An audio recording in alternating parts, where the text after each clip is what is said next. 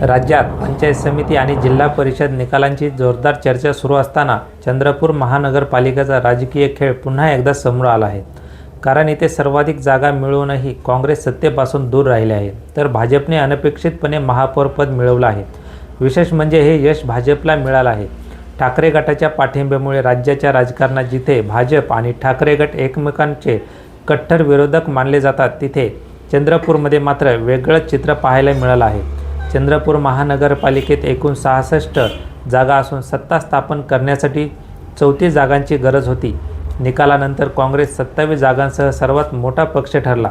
भाजपच्या खात्यात 23 जागा आल्या तर ठाकरे गट 6 जागांसह किंगमेकरच्या भूमिकेमध्ये आला, तर इतर लहान पक्ष आणि अपक्ष मिळून सत्ता स्थापनेचं गणित अधिक गुंतागुंतीचं बनलं. या परिस्थितीत काँग्रेसकडे सत्ता जाणं स्वाभाविक मानलं जात होतं. मात्र इथेच काँग्रेसची अंतर्गत गटबाजी आली आणि विजय वडेट्टीवार आणि प्रतिभा धानोरकर या दोन नेत्यांमधील संघर्ष उघडपणे समोर आला. नगरसेवक 2 गटामध्ये विभागले गेले. गटनेते पदावरून वाद पेटला. न्यायालयीन प्रक्रियेपर्यंत प्रकरण गेलं आणि निर्णय क्षमतेचा अभाव स्पष्टपणे दिसून आला. या सगळ्या गोंधळामध्ये काँग्रेस सत्ता स्थापनेपासून आवश्यक असलेला आत्मविश्वास आणि एकजूट गमावून बसले. दुसरीकडे भाजपने मात्र परिस्थितीची अचूक ओळखली आणि शांतपणे आपला डाव हात टाकला. भाजपने थेट ठाकरे गटाशी संवाद सुरू केला. ठाकरे गटाने सत्तेत सन्मानजनक वाटा मिळावा अशी भूमिका घेतली, पण काँग्रेसकडून त्यांना अपेक्षित प्रतिसाद मिळाला नाही. याचाच फायदा भाजपने उचलला आणि महापौर पद वाटून घेण्याचा फॉर्म्युला पुढे ठेवला. या फॉर्म्युल्यानुसार 2.5 वर्षाचा कार्यकाळ 2 टप्प्यामध्ये विभागण्यात आला.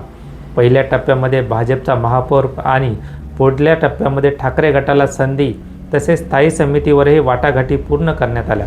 महापौर पदाच्या निवडणुकीत भाजपला अपेक्षेपेक्षा जास्त पाठिंबा मिळाला आणि अवघ्या 1 मताच्या फरकाने भाजपची उमेदवार महापौरपदी विराजमान झाली. या निकालामुळे काँग्रेससाठी हा मोठा धक्का ठरला, कारण सत्ता जवळ असताना देखील हातातून निसटली.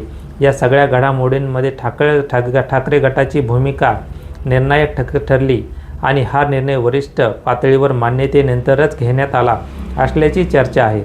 परिणामी चंद्रपूर महानगरपालिकेमध्ये भाजप आणि ठाकरे गटाची अनपेक्षित युती साकार झाली आणि काँग्रेसची रणनीती पूर्णपणे अपयशी ठरली.